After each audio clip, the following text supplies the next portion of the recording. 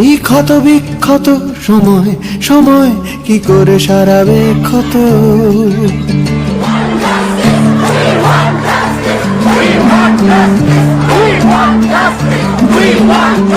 কি করে ভোলাবে মনের গভীরে ক্ষত জমে আছে যত।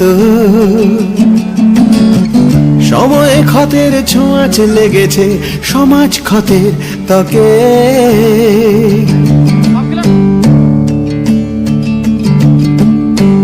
ক্ষত স্থান দেখি আমার শরীরে সময়ের ছবি আঁকে। ক্ষত সারা নিয়া ক্ষত সারা নিয়া সময়ের ঠিকানায় তুমি চিঠি দিও, তাকে লিখে দিও।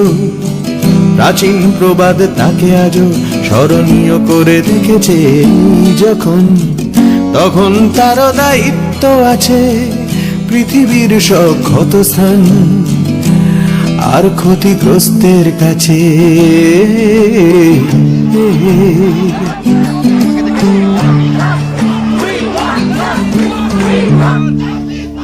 প্রাচীন প্রবাদ হলো সময় সব ক্ষতের নিরাময় করতে পারে, কিন্তু সত্যি কি সময় সব ক্ষত ভুলিয়ে দেয়?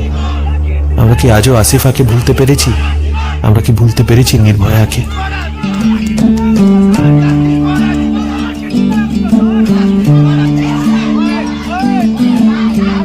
আমার সময় আমার পোশাকে আমার গিটারে ক্ষত।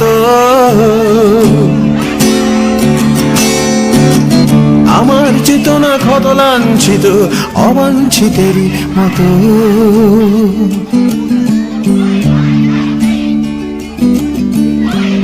আহত মানুষ নিহত হৃদয় নাগরিক এই সংঘাত।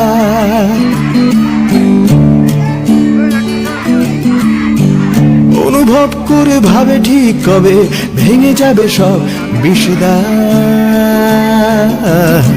ক্ষত সারা নিয়া সময়ের সন্ধানে আমি চলে যাব আর ভেঙে যাব।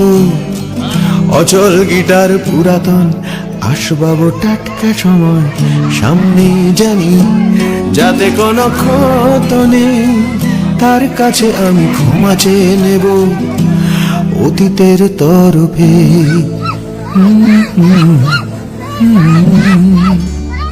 আমি ক্ষমা চেয়ে নেব সব লাঞ্ছিত নিপীড়িত আর নিহতের কাছে। আজকের এই কর্মসূচি নিয়ে কিছু বলুন। আমরা সবাই জানি কিছুদিন আগে আরজিকর হাসপাতালে কী ধরনের ঘটনা হয়েছে। সেই ঘটনার প্রতিবাদে এবং সেই সঙ্গে আমাদের পশ্চিমবঙ্গ তথা সমগ্র ভারতবর্ষে যে সমস্ত নারকীয় ঘটনা হচ্ছে সেই সমস্ত ঘটনার প্রতিবাদে আজকে আমাদের এই প্রতিবাদ মিছিল। এই প্রতিবাদ মিছিলের একটাই আমাদের নীতি যে এই ধরনের ঘটনা যাতে আমাদের গোটা ভারতবর্ষে কোনো জায়গায় না হয়। আমাদের বাড়ির আজকে আমরা দেখতে পাচ্ছি যার বাড়ির সঙ্গে এই ঘটনা হয়েছে সেই ধরনের ঘটনা যাতে আমার বাড়িতে না হয়, আমার বাড়ির আশেপাশে না হয়, আমাদের সমাজে না হয়। আমরা সেই ধর্ষণমুক্ত দেশ চাই, আমরা পশ্চিমবঙ্গ চাই। আমাদের যতগুলো রাজ্য আছে আমাদের প্রত্যেকটা সংশোধন করার জন্য